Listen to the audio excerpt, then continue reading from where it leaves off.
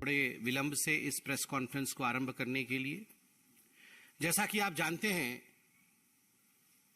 आज का ये जो प्रेस कॉन्फ्रेंस है, जो दिल्ली सरकार की एक्साइज पॉलिसी है, उसमें कुछ महत्वपूर्ण खुलासे को लेकर है। और इस विषय में आज हमारे साथ मंच पर दिल्ली के माननीय अध्यक्ष श्री आदेश गुप्ता जी व हमारे भ्राता हरीश खुराना जी दोनों ही मौजूद हैं। जिस प्रकार की बौखलाहट आम आदमी पार्टी में विगत कुछ दिनों से देखने को मिल रहा है, इसमें किसी प्रकार का संशय और दोमत नहीं है कि मनीष सिसोदिया जी को लेकर आम आदमी पार्टी घिरी हुई नजर आ रही है। आम आदमी पार्टी चेष्टा कर रही है, कुचेष्टा कर रही है कि वो इधर उधर की बातें करें, किंतु जो मुद्दे की बात है कि मनीष सिसोदिया ने करोड़ों रुपए का घपला किया या नहीं किया, उस पर भारतीय जनता पार्टी जो सटीक और पॉइंटेड प्रश्न पूछ रही है, उसका उत्तर देने में असक्षम है आज आम आदमी पार्टी। शिक्षा के विषय में बात करते हैं, वर्ल्ड में कितने बड़े हीरो हो गए हैं उसके विषय में बात करते हैं, मगर जिन प्रश्नों को भारतीय जनता पार्टी ने पूछा है उसका जवाब आम आदमी पार्टी और मनीष सिसोदिया दे नहीं पा रहे हैं। हमने भी तय किया है कि हम प्रश्न पूछेंगे और एक्सपोजे करेंगे। Manish ji, here is a challenge to you. एक बात मनीष सिसोदिया जी, डायरेक्टली आपको हम बता दें कि you have no escape path. आप बच नहीं सकते हैं, क्योंकि भ्रष्टाचार के विरोध लड़ाई करना और भ्रष्टाचारियों को अंजाम तक पहुंचाना यह देश के संविधान का दायरा है। और आपने भ्रष्टाचार किया है, इसका सबूत मौजूद है, जांच हो रही है, और किसी प्रकार से भी आपके पास कोई एस्केप रूट नहीं है। इसलिए आप इधर उधर की बात ना करिए, जो प्रश्न हम पूछेंगे उसका जवाब दीजिए। मनीष जी, क्या यह हकीकत नहीं है कि जब दिल्ली एक्साइज पॉलिसी आप लेकर आए थे, उससे पहले एक कमेटी गठित की गई थी। कमेटी ने एक रिपोर्ट सबमिट किया था और यह कमेटी में 3 सदस्य थे। The composition of the committee being Shri Ravi Dhawan, जो उस समय तत्कालीन कमिश्नर एक्साइज के थे, GNCTD के, और श्री संजीव कुमार, डेप्यूटी कमिश्नर, और Shri Anand Tiwari, additional commissioner trade and taxes, GNCTD। और ये रिपोर्ट सबमिट किया था कमेटी ने। ये रिपोर्ट आज हम लेके आए हैं आपके सामने। जैसे मैंने कहा, हम कोई इधर उधर की बातें नहीं करेंगे। रिपोर्ट में प्रपोजिशन क्या था, इस रिपोर्ट में बहुत अध्ययन करने के बाद ये जो कमेटी एक्सपर्ट्स की बनी थी, इस कमेटी ने क्या प्रस्ताव रखे थे और क्या मनीष सिसोदिया जी आपने उन प्रस्तावों को माने थे या उन प्रस्तावों को आपने दरकिनार किया था। आज सवाल जवाब उसी पे होगा। ये जो कमेटी थी, इस कमेटी ने मोटा मोटी मार्च 2021 के आसपास, मतलब 1 वर्ष पहले, रिपोर्ट सबमिट किया। और इस रिपोर्ट में जो साधारण बात थी, जो मोटा मोटी बात थी, वो यह थी कि केजरीवाल सरकार, आपसे हम गुहार करते हैं, ये जो एक्साइज पॉलिसी आप लेकर आ रहे हैं, बेहतर होगा कि जो होलसेल का काम है, ये होलसेल का काम सरकार अपने पास रखे, इसे प्राइवेटाइज नहीं करे, क्योंकि उससे आप सबसे ज्यादा एक्साइज कमाएंगे और सबसे ज्यादा प्रॉफिट जो है वो राज्य सरकार को होगी। तो होलसेल किसी को मत दीजिएगा, किसी प्राइवेट एंटिटी को मत दीजिएगा। और दूसरा जो बड़ा रिकमेंडेशन, जो प्रस्ताव इस कमेटी ने दिया था, वो यह था कि जो रिटेल का काम है वो किसी बड़ी कंपनी को मत दीजिएगा, ये इंडिविजुअल्स को दीजिएगा और लॉटरी सिस्टम के माध्यम से दीजिएगा। लॉटरी निकालेगा एक, अगर आपको किसी जगह 50 लोगों का लॉट करना है तो आप रिक्वेस्ट करिएगा, इनवाइट भेजिएगा, इनविटेशंस आएंगे, 100 लोगों का इनविटेशन आता है, 100 लोगों का प्रस्ताव आता है, लॉटरी निकालिए, उसमें से 50 लोगों को आप दे दीजिए, इंडिविजुअल्स को देना है। तो 2 मुख्य रिकमेंडेशन, होलसेल का काम मनीष जी आप सरकार के पास रखिएगा, प्राइवेट को मत दीजिएगा। और दूसरा, जो रिटेल का काम है वो इंडिविजुअल्स को दीजिएगा, बड़ी कंपनी को नहीं दीजिएगा। मैं उसको अब तकनीकी भाषा में जो लिखा है वो भी पढ़ के सुना देता हूं। 1.1.1 तकनीकी भाषा में कमिटी ने कहा, IMFL trade should be revamped by bringing the entire wholesale operation under the government entity. The model to be followed should be similar to the one as followed in the state of Karnataka, where KSBCL, Karnataka State Beverages Corporation Limited, is fully government-owned wholesale corporation. The committee also strongly recommends that the corporation must function in an extremely asset-light manner, etc., etc.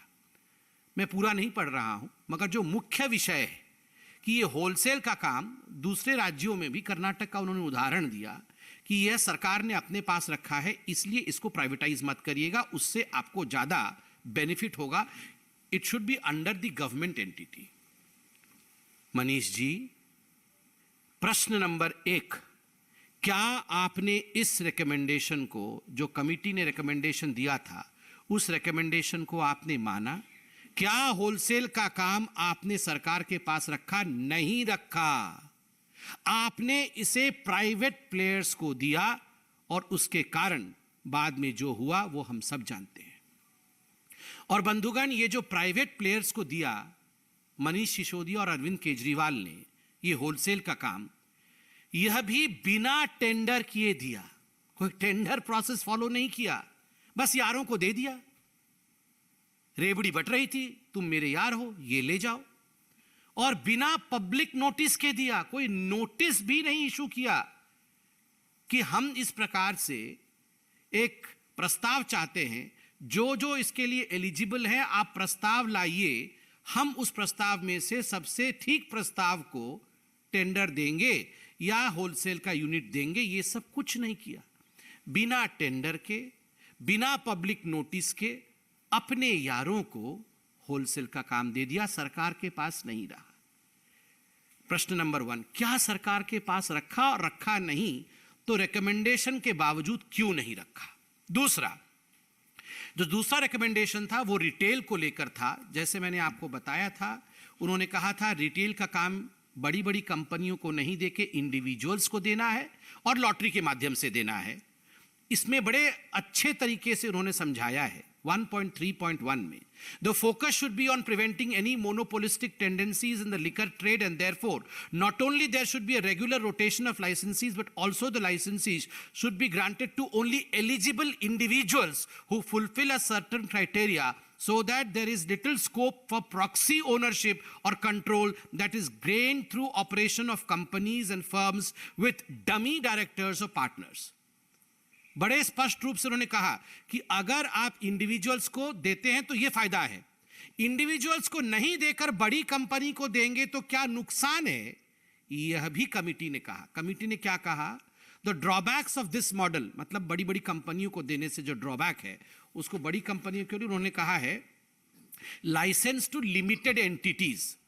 अगर individuals को नहीं देकर limited entities को देंगे तो नुकसान होगा।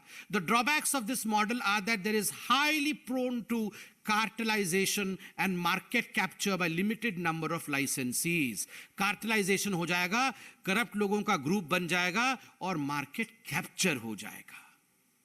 इतना रिकमेंडेशन, क्लियर कट रिकमेंडेशन, इसमें किसी प्रकार की कोई एम्बिग्विटी नहीं है मनीष सिसोदिया जी। उसके बावजूद आपने इन रिकमेंडेशंस को दरकिनार किया और आपने शराब माफिया को, जिन्होंने कार्टेल बनाया, उन कार्टेल कंपनियों को आपने दिया, उन बड़ी कंपनियों को आपने दिया जो और manufacturers are not allowed into retail. जो मैन्युफैक्चरर्स हैं वो रिटेल में नहीं आ सकते हैं।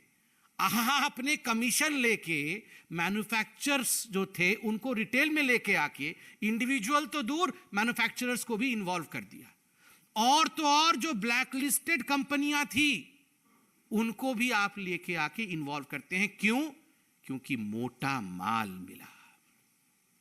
पंजाब के चुनाव के समय मोटे माल की आवश्यकता थी। जिसने मोटा माल दिया, इस रिपोर्ट को दरकिनार करके मोटा माल जेब में और वेंड्स अर्थात जो दुकानें होती हैं, जो शराब की दुकानें होती हैं, वो कार्टेल के पास।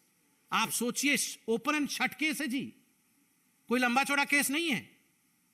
आज एक छोटा सा बच्चा भी समझ जाएगा कि अरविंद केजरीवाल जी और उनकी कंपनी ने किस प्रकार का घोटाला किया है। इसमें बहुत कुछ समझाने की आवश्यकता नहीं। आपने ये कमेटी क्यों बनाई थी? ये कमेटी बनी थी रिकमेंडेशन देने के लिए कि सबसे बढ़िया एक्साइज पॉलिसी क्या होगा जिससे कि दिल्ली सरकार का आय बढ़ेगा।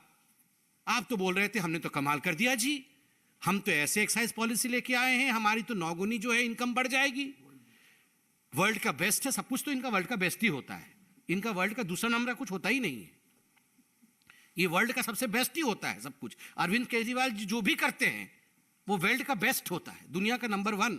ये दुनिया की नंबर 1 एक्साइज पॉलिसी आप रिकमेंडेशन फॉलो नहीं कर रहे थे, ऐसा क्यों किया आपने? सबसे महत्वपूर्ण विषय इसमें आगे मैं आने वाला हूं। आप देखिए, ये जो रिटेल का काम दिया गया, इस रिटेल के काम में पूरे दिल्ली को जोन्स में बांटे गए। लगभग 32 जोन में दिल्ली को बांटा गया कि 32 जोन में एक एक करके कंपनी को उन्होंने लगा दिया कि तुम्हारा ये जोन हो गया, तुम जाके वहां पर दुकानें खोलो। एक जोन में लगभग 27 से 30 वेंड्स, जिसको अंग्रेजी में वेंड्स कहते हैं, या दुकान, ये शराब के ठेके, ये ठेके एक एक कंपनी को एक एक जोन में 27 से 30, और एक एक कंपनी को 2 जोन दिए गए। जितना जितना मोटा माल मिला उसी हिसाब से दिया गया। तो एक एक बड़ी बड़ी कंपनियों को, ब्लैक लिस्टेड कंपनियों को ये 2-2 जोन दे दिए गए, अर्थात एक एक कंपनी को लगभग 55 दुकानें, 54-55 दुकानें एक एक कंपनी को मिल गई। अब आप सुनिए क्या होता है। ये जब हमने प्रेस कॉन्फ्रेंस किया, जब एलजी ने रेड फ्लैग किया, कन्फॉर्मिंग नॉन कन्फॉर्मिंग जोन, ये सब बातें सामने आ गई, कैबिनेट का रेट्रोस्पेक्टिव डिसीजन लेके वापस किया, मीडिया ने सच दिखाया, तो इन्होंने एक्साइज पॉलिसी वापस ले लिया। मगर वापस लेने से पहले की कहानी आप सुनिए। मैं कागज भी लेके आया हूं, हमारे पास कागज है, हम वो आम आदमी पार्टी की तरह बिना नाम लिए कुछ नहीं करते हैं, सब कुछ कागज के साथ करते हैं। 31 मई विगत महीने 31 मार्च पहले, विगत वर्ष 31 मार्च को 4 जोन के जितने रिटेलर्स थे उन्होंने अपने वेंड्स अर्थात ठेके सरेंडर कर दिए। एक्साइज पॉलिसी आपके वापस होने से पहले कंपनीज ने सरेंडर कर दिया कि भैया हमसे नहीं चल पाएगा, ये आपके पॉलिसी में फॉल्ट है, हमको तो नुकसान होने लगा है, हम सरेंडर कर रहे हैं। तो 31 मार्च को 4 ने सरेंडर किए। जोन 24 में ट्राइडेंट ने किया, जोन 25 में पाथवे ने किया, जोन 26 में श्री अवंतिका ने किया, जोन 8 में अध्वर्व ने किया। और ठीक उसी प्रकार मई 31 को भी 5 जोन के जो रिटेलर्स थे उन्होंने, जो इन्हीं की कंपनी थी, उन्होंने सरेंडर कर दिया। जोन 1 में भगवती ने, जोन 3 में खाओगली, हाँ, जोन 23 में मगुंता, जोन 20 में ग्लो, जोन 29 में यूनिवर्सल, जुलाई 15 में जोन 30 में पॉपुलर स्पिरिट सरेंडर।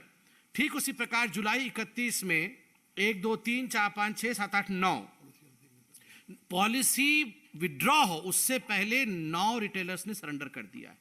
कुल मिलाकर 19-20 रिटेलर्स जिनको इन्होंने ठेके दिए थे, हमसे ना हो पाएगा, पैसा तो हमसे आपने ले लिया, अब हमारा क्या होगा, ये कह के ये 19 कंपनियों ने सरेंडर कर दिए, हाथ खड़े कर दिए।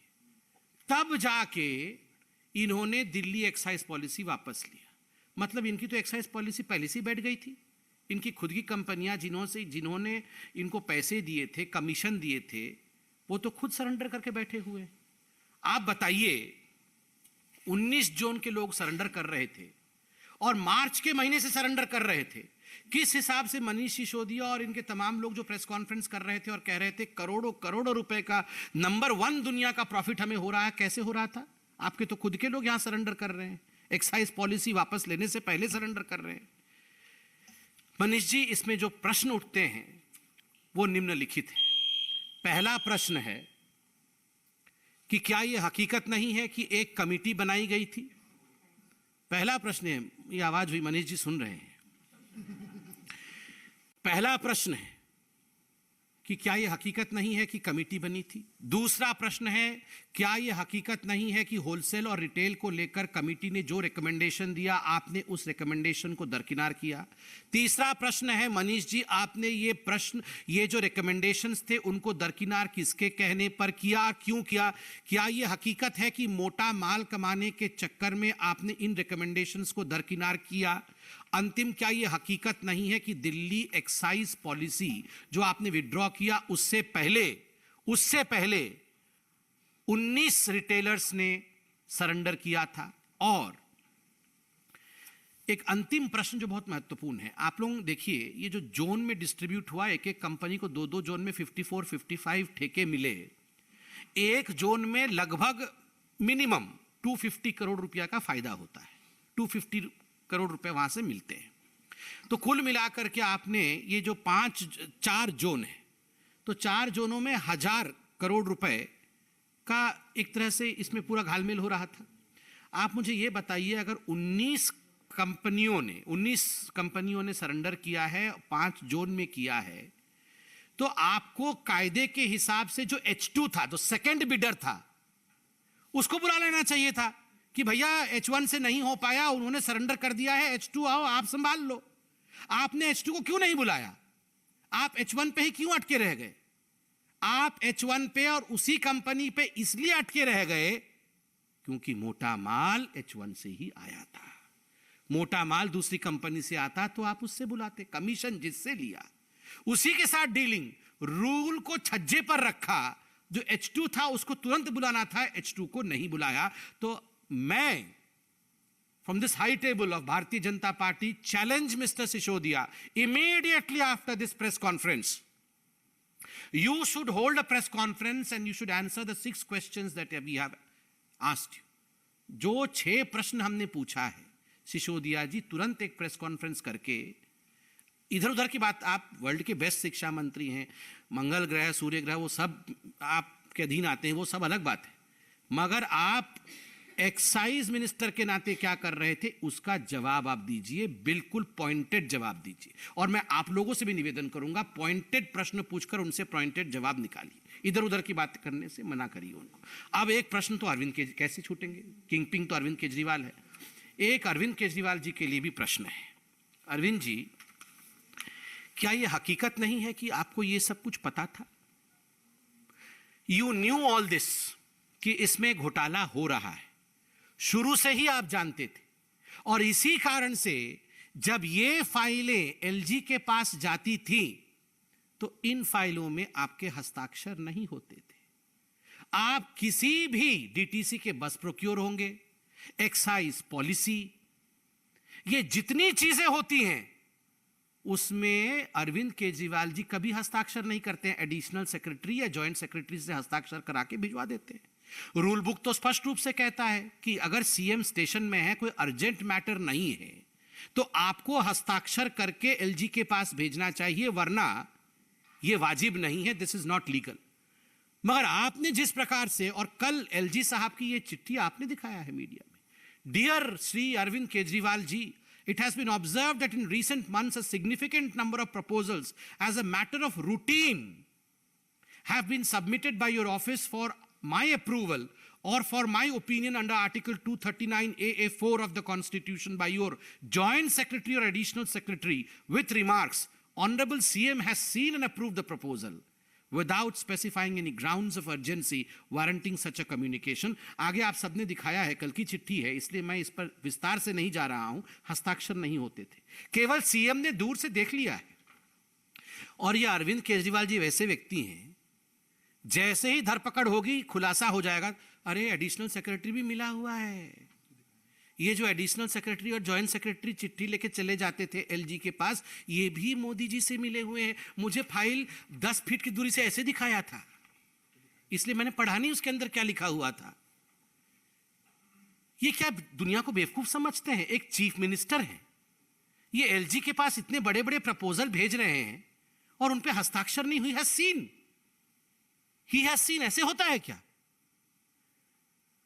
अरविंद जी, 6 प्रश्नों का उत्तर तो मनीष सिसोदिया देंगे। एक प्रश्न का उत्तर आप दे दीजिए, did you see the file? ये जो दिल्ली एक्साइज पॉलिसी की फाइल थी, did you see the file कि आपको 20-25 फुट की दूरी से ही एडिशनल सेक्रेटरी ने ऐसे दिखा दिया था कि ये है? आप इसका जवाब देंगे, ये हम आशा करते हैं। और प्लीज ये संजय सिंह जी को भिजवा करके, ये बाकी लोगों को भिजवा करके इधर उधर की बातें मत कराइए, मनीष सिसोदिया जी को ही भेजिए, वही इसका उत्तर दे और जो पॉइंटेड प्रश्न पूछे हैं उसका उत्तर दे। बहुत बहुत धन्यवाद। अभी माननीय अध्यक्ष आदेश जी इस विषय पर। धन्यवाद। अभी बड़े विस्तार से डॉक्टर संबित पात्रा जी ने आपके सामने शराब नीति के बारे में बातें रखी हैं। देखिए, कुछ दिन पहले मैं देवली में एक कार्यक्रम में गया था। वहाँ एक महिला मुझे मिली और वो महिला बड़ी उदास थी, उनकी आंखों में आंसू भी थे, कुछ कागज भी थे।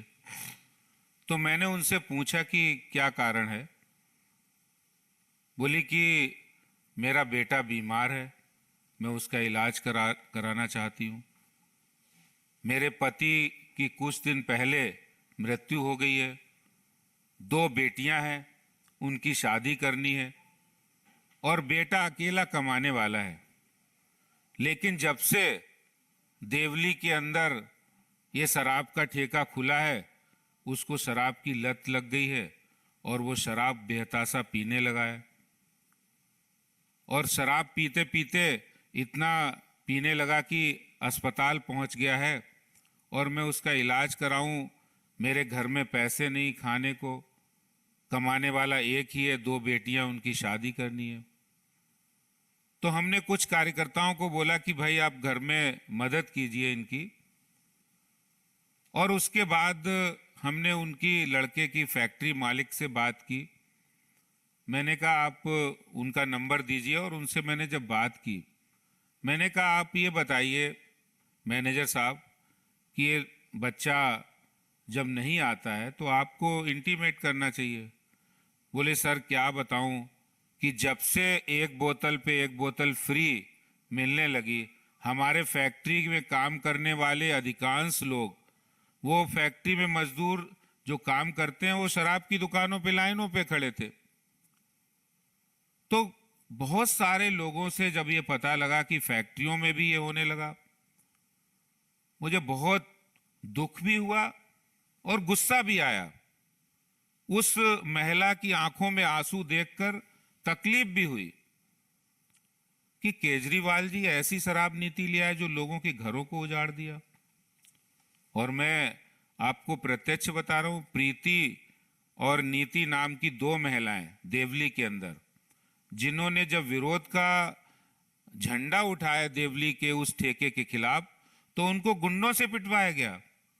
केजरीवाल जी जो महिला सुरक्षा की बात करते हैं, महिलाओं के सम्मान की बात करते हैं, और उन महिलाओं को, उन मासूम महिलाओं को जिन्होंने शराब के ठेके के खिलाफ कि देवली के अंदर शराब का ठेका नहीं खोला जाना चाहिए। आप उस वीडियो को भी देख सकते हैं जिसमें बाउंसर बुलाए गए। किस लिए बुलाए गए? कि ये शराब का ठेका देवली के अंदर चलना चाहिए, बंद नहीं होगा। और उसकी बंद नहीं होगा। जब महिलाएं आई तो उनको गुंडों से पिटवाने का काम किया। तो इस तरह का ये शराब नीति के जो दुष्परिणाम है और वास्तविकता है। मुख्यमंत्री जी कह रहे हमारे वर्ल्ड के सबसे अच्छे शिक्षा मंत्री हैं, और वो कभी नहीं बता रहे कि शराब मंत्री भी यही है। दुनिया के अंदर पहला उदाहरण होगा कि शिक्षा मंत्री भी वही है, शराब मंत्री भी वही है। स्कूल के पास ठेके खोल दिए। तो वास्तव में आज जो पाप केजरीवाल सरकार ने किया है, जहां एक और उन्होंने भ्रष्टाचार किया है, भ्रष्टाचार की इंतहा की है, हजारों करोड़ रुपए भ्रष्टाचार किए, जिसका बड़ी अच्छे तरीके से डॉक्टर संबित जी ने बताया आपको। लेकिन सवाल है कि एक भी सवाल का उत्तर नहीं उनके पास है, और उत्तर उसके पास नहीं होता है जिसने गलत काम किया हो। जो देने के लिए आगे नहीं आ सकता, वही जिसके पास कोई उत्तर ना हो। कि आपने ड्राई डे की संख्या, ठेकेदारों का बढ़ा दिया कमीशन, उसके लिए नहीं ली किसी से परमिशन। घर परिवारों को खुशियां ली छीन और ड्राई डे की संख्या कर दी 21 से घटा के 3। तो ये सारे सवाल आज भी वैसे ही खड़े हैं। ये यक्ष प्रश्न है और इन सवालों का जवाब तो अरविंद केजरीवाल सरकार को, मनीष सिसोदिया को देने ही होंगे। वो इससे भाग नहीं सकते हैं। आज दिल्ली की जनता हो या देश की जनता हो, हर व्यक्ति ये जानना चाहता है कि आखिर दिल्ली के युवाओं को नशे में धकेलने का काम जो आपकी नई शराब नीति ने किया है और उससे उपजे जो भ्रष्टाचार के प्रश्न हैं जो आज भारतीय जनता पार्टी ने पूछे हैं, उन प्रश्नों का जवाब आपको देना ही पड़ेगा। बहुत बहुत धन्यवाद। धन्यवाद माननीय आदेश जी। कोई प्रश्न हो तो अवश्य। Yes ma'am.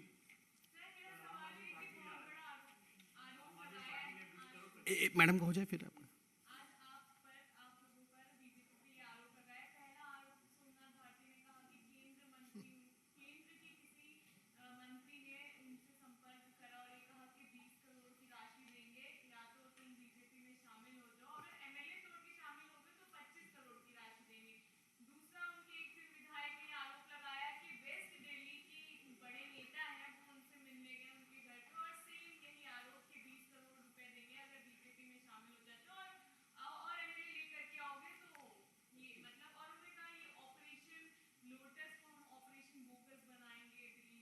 नाम लिया क्या? किसने सजेशन दिया था? नाम लिया?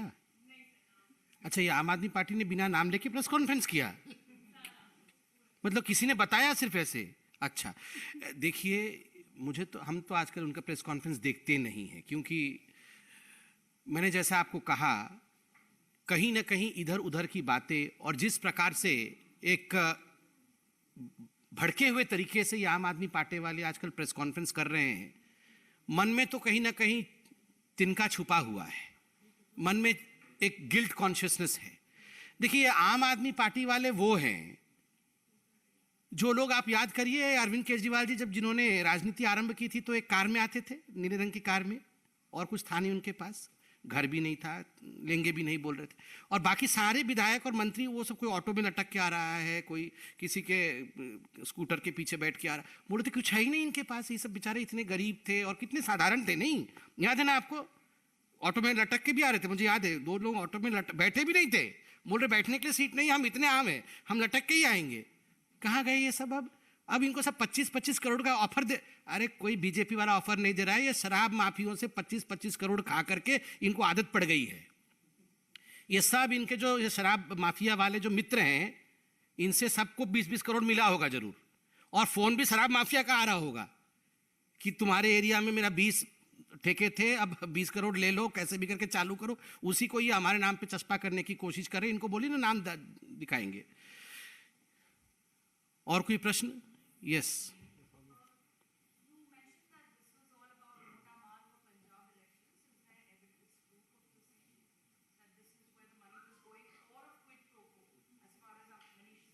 No, of course, whatever we have said, we have presented evidence.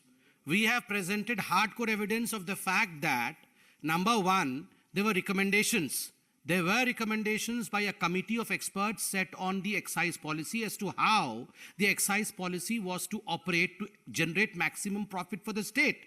And I have read out the recommendations of the expert committee, but exactly contrary to what the recommendations of the expert committee was, things were done in a wrong way. And everyone knows 2 or 3 things which the Bharatiya Janata Party in fact has been shouting from the rooftop from the last 2-3 weeks. Number one, that in fact we cannot have any kind of quote-unquote thekas or vends, what you call, in the non-conforming area. But despite the LG showing a red flag, you went ahead with that.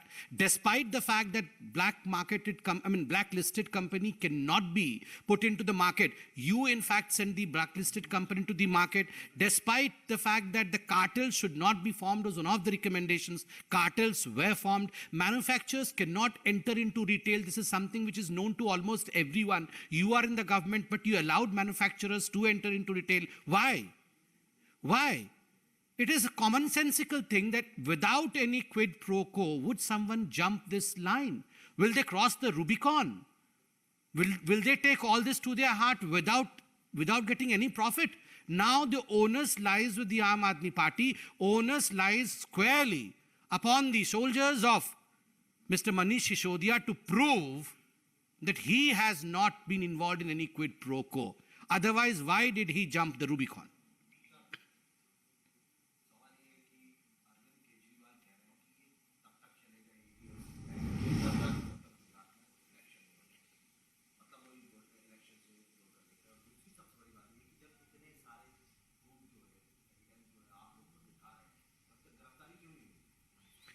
देखिए, पहले तो आप बताइए, ये जो जितेंद्र सिंह तोमर इनके मंत्री थे, उनकी कोई डिग्री को लेकर कंट्रोवर्सी हुई थी, आपको याद है?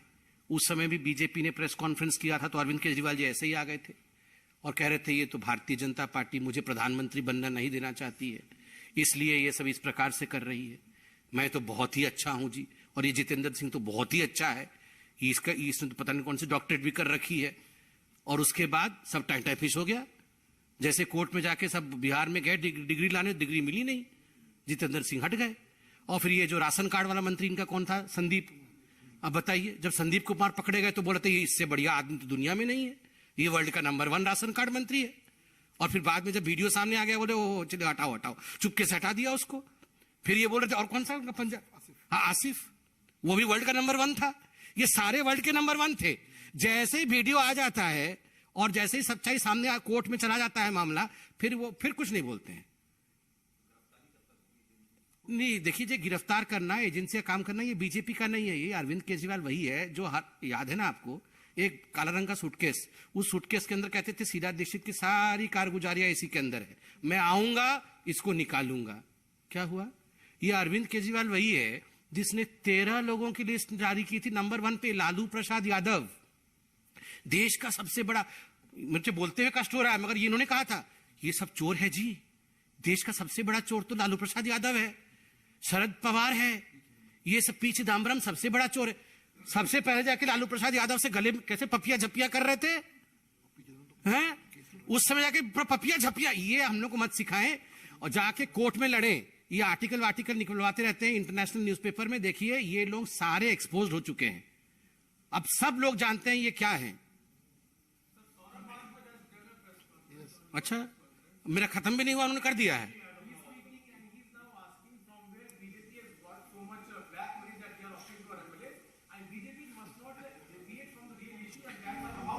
उसके बारे में मैंने बता दिया है।